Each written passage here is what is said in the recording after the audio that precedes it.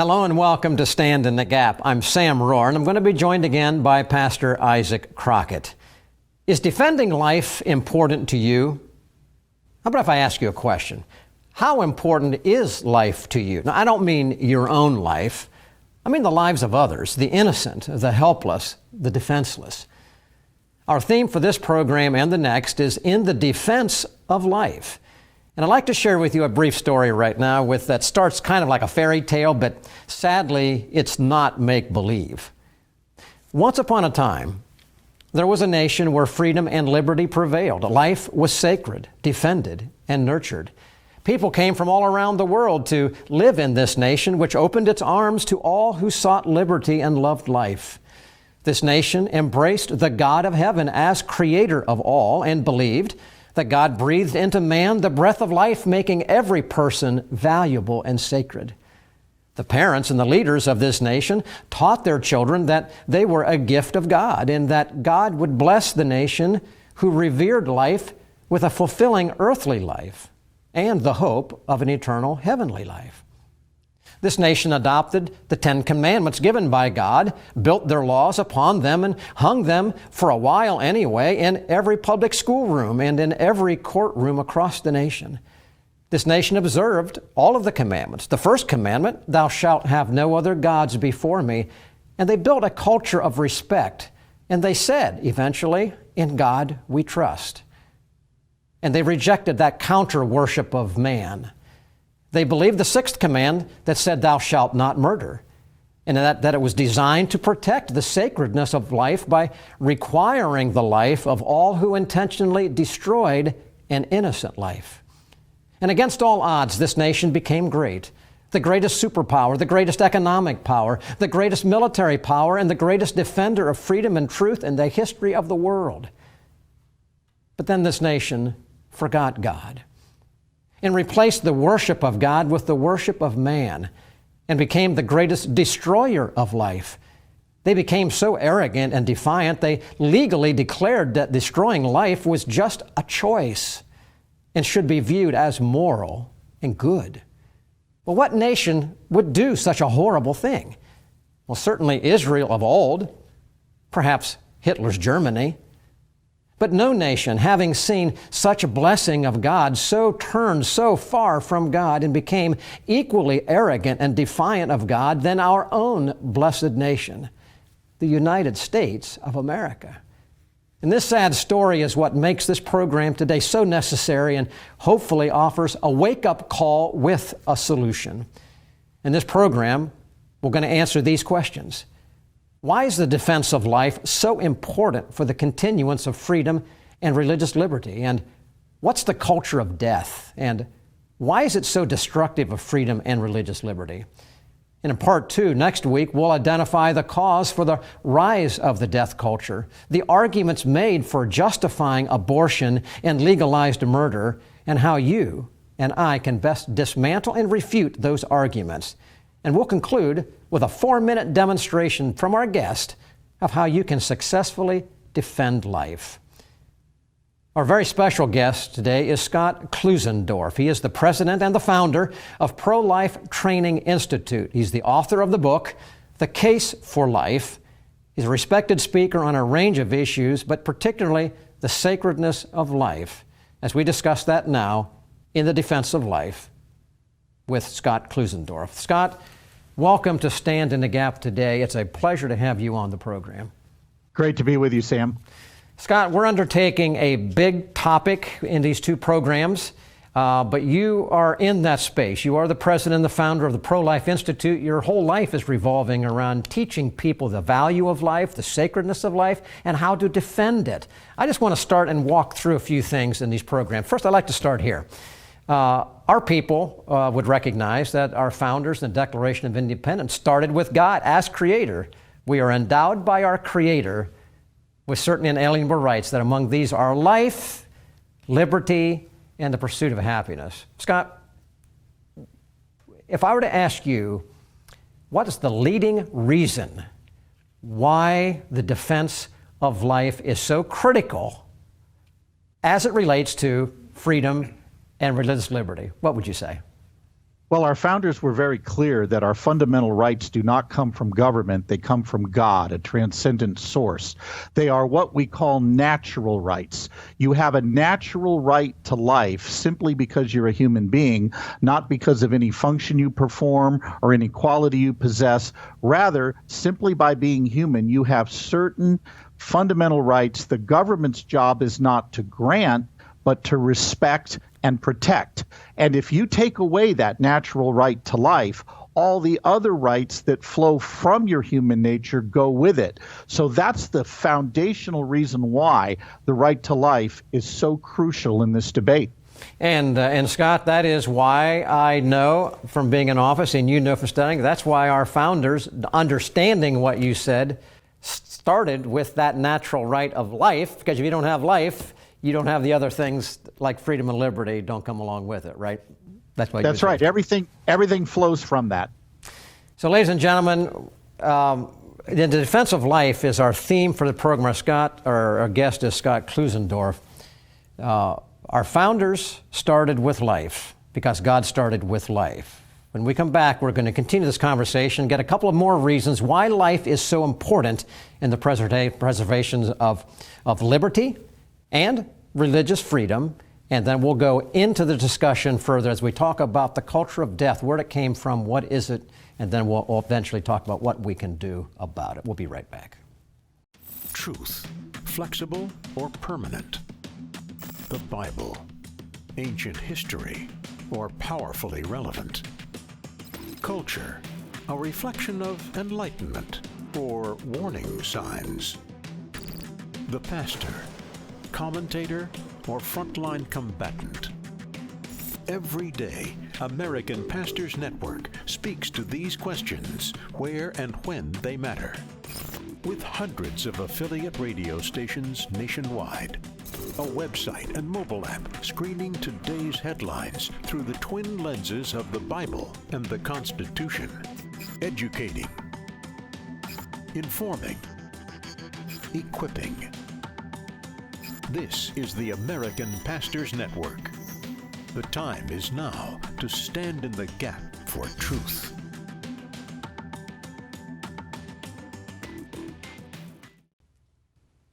Welcome back to Stand in the Gap Television, and Sam and I are talking with our friend Scott Klusendorf, who is with us from the Pro-Life Training Institute.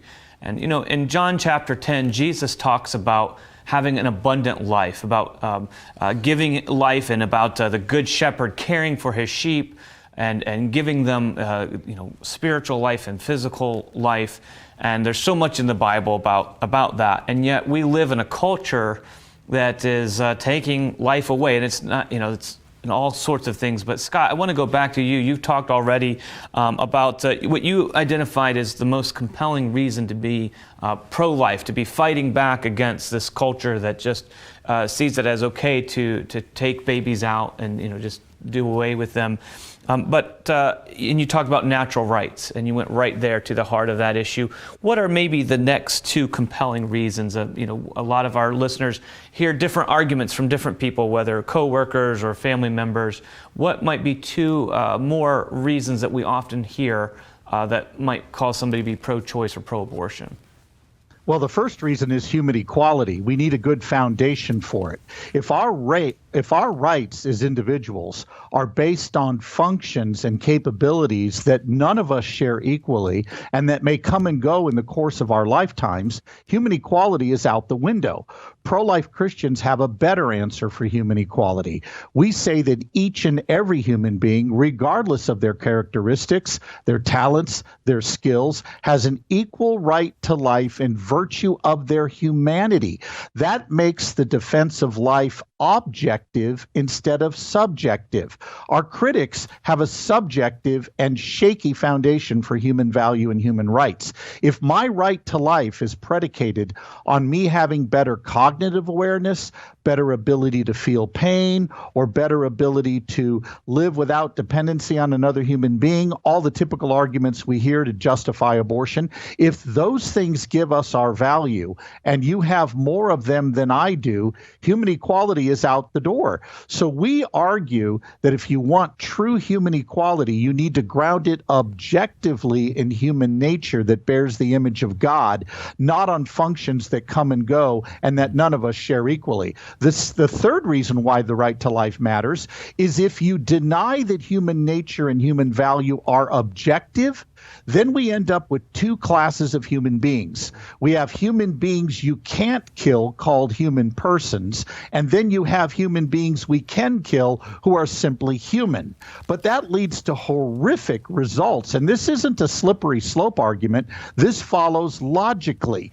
If the only humans with a right to life are so-called persons with higher cognitive ability, we have a duty, not just a right, but a duty to use non-human persons for their bodily organs to help actual persons who might need them. That would justify involuntary organ donation, for example, stem cell research that involves killing the victim, and all kinds of horrific results. So those three reasons: number one, that our rights flow from our humanity. Our natural rights do not flow from the government, but from God, who endowed humans with value. And then secondly, we need a solid foundation for human equality, and you can't get that if you base it on functions that come and go and that none of us share equally. And then thirdly, if we want to avoid horrific consequences, we need to ground human rights in the human being objectively, not on his capabilities.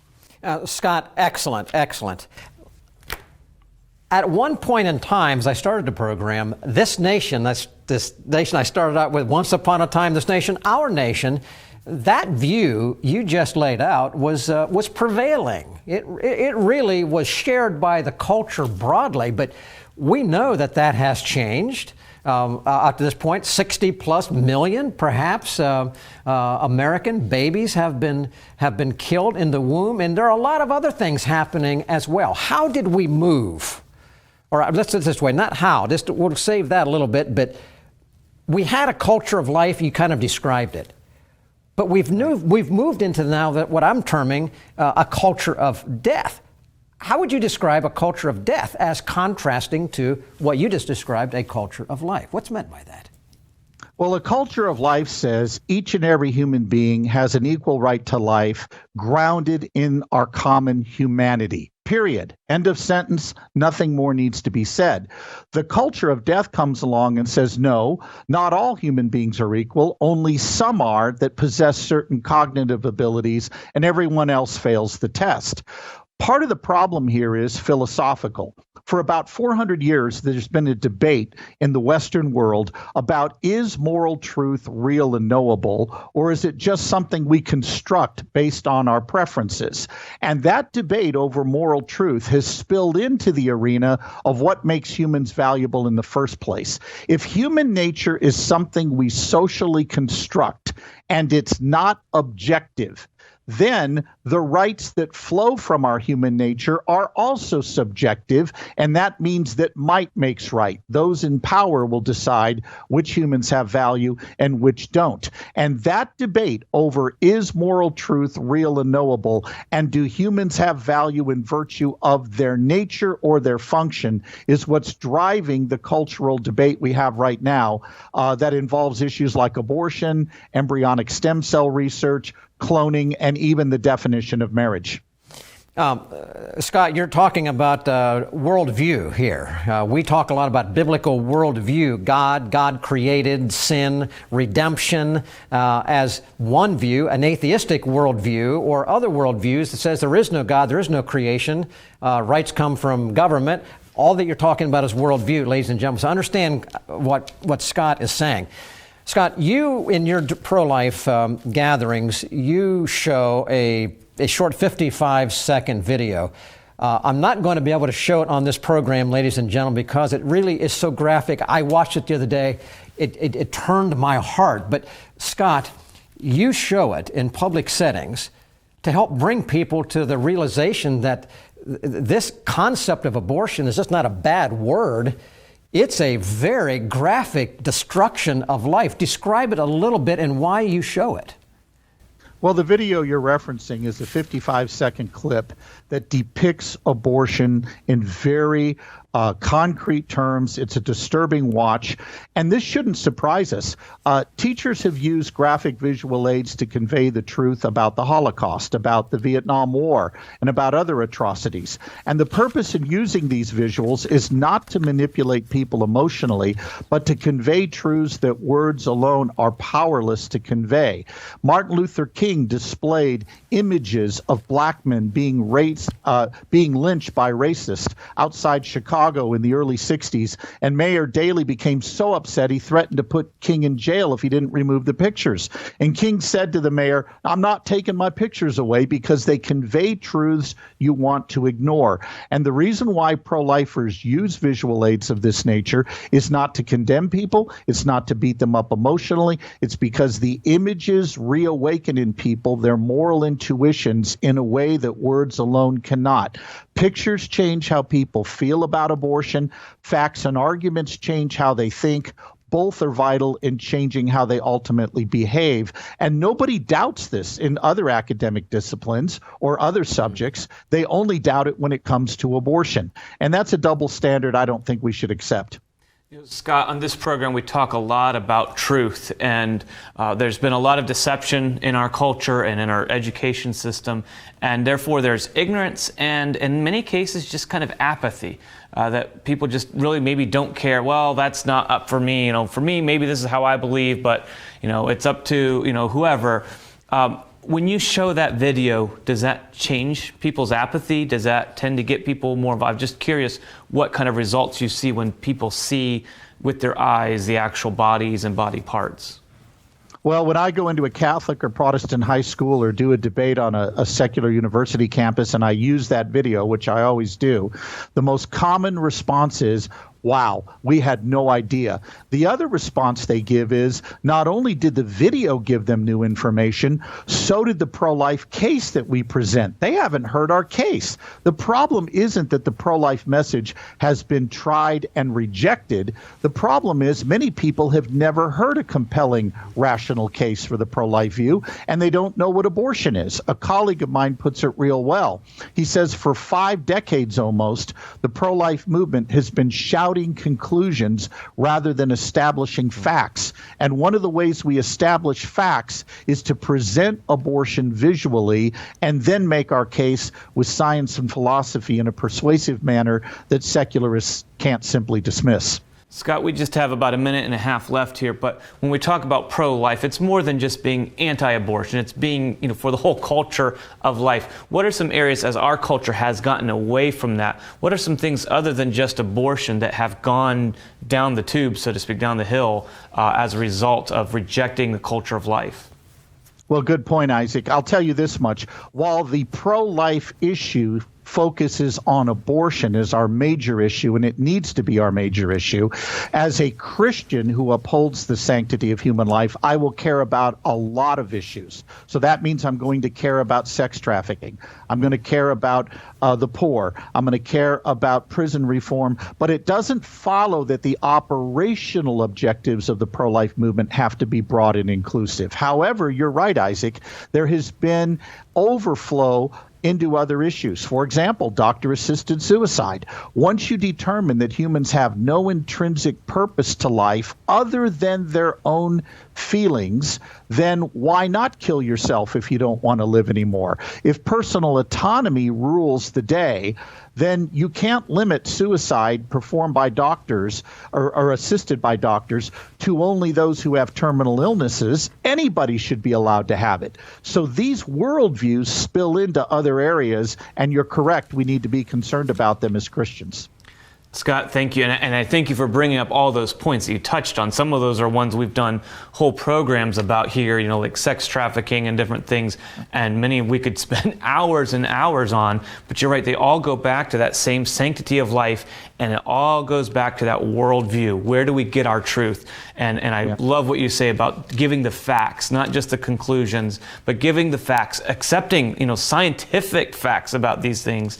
There's so much more. Well, we're going to take a brief time out here. We're going to come back and talk a little more about this and come to some conclusions and helpful tips for embracing the culture of life.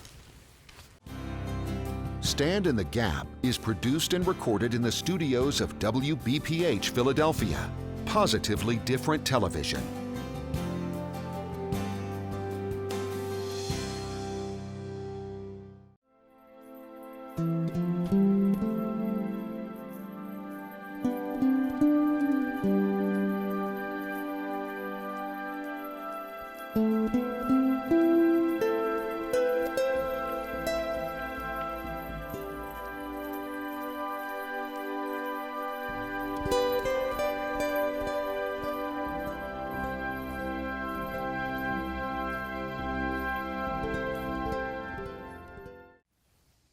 Welcome back to Stand in the Gap. Our special guest today, Scott Klusendorf. He's with the Life Training Institute. And Scott, we've covered some of the first aspects here of the defense of life, why it is important. You started with natural rights and you worked down through.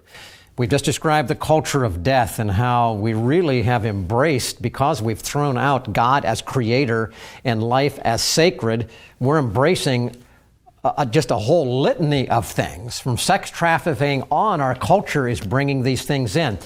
I want to close this piece before we go into our next program next week, where we're going to talk about how we got here. And we're going to talk about the arguments that are used by those who support the culture of death, and we're going to have you refute them. It'll be very helpful to our viewers. But for right now, there are those who may be listening to this program who have knowingly or unknowingly perhaps participated in furthering the culture of death. And I'm going to put in this category. Maybe there's been involved in the industry some degree or made a choice for it. But I'm also going to put there, ladies and gentlemen, if you have not been speaking out strongly for life, we have to put ourselves in that category that we have participated and perhaps enabled this culture of death. Scott, what would you say as encouragement or hope to those who have been in one of those two categories? What would you tell them? Well, first of all, you don't need an excuse. You need an exchange. You need Christ's righteousness for your sinfulness. And the gospel message is that though God created a world upright for his glory, we rebelled against our Maker, and every last one of us is a rebel. And what that means is we not only do bad things, we're bad in our nature. And God sent Jesus to bear in full the judgment you and I deserve for being rebels. And the great news of the gospel is if you've participated in an abortion, a guy who encouraged a girl to abort, or a woman who made that choice because you thought you had no other way out, the answer is found in Christ being our righteous substitute who bears the judgment we deserve. And God proved that that judgment was satisfied in Christ because he raised Jesus from the dead 3 days later. And it gets even better. If you believe in Jesus as your only means of salvation, God the Father is no longer your judge. He's your heavenly Father, and you get adopted into his family as a dearly loved child. That's the hope for all of us as rebellious sinners, our only hope. And Scott, you were so clear on that. Ladies and gentlemen, I hope that you caught that. When we talk about life, we cannot talk about life without talking about God, the giver of life. And we can't talk about God, the giver of life, unless we also understand that when God created, sin came into this world and made a mess of everything, and we are in that mess. But Jesus, through God, who loved the world so much that he sent his only Son, made it possible for us to be made whole once again in that relationship with God himself through Jesus Christ. That's called redemption. That's exactly what Scott was talking about. Ultimately, that is why all of us as believers who are pro-life, we are pro-life, we are pro-God, we are for what God says. In the book of Deuteronomy, in the Old Testament, God took the Israelites into the land and he said, I'm going to give you a new land and I'm going to give you, here's my law, the 10 Commandments and other things. If you do them, I will bless you, and that's called life. That's choose life. He said, but if you don't do what I say and don't follow my plan, that's the same as choosing death. It's that simple. Let's choose to do what God says. You're listening to Stand in the Gap. We're about to close the program now. Thank you for being with us today. This has been part one of a two-part program on the defense of life. And we invite you to listen to this program again And be with us next week as we now follow into the second part, and we'll talk about those arguments made by those who favor abortion and how to refute them biblically, wisely, effectively, so that you can be on the side of defending life, which is exactly where God would have us to be. Well, thanks for watching us, and let us hear from you this week. If you're enjoying this program, go to our website, standinthegapmedia.org. Let us know that you're watching us and from where you are catching this program. God bless you. Stand in the gap for truth this week.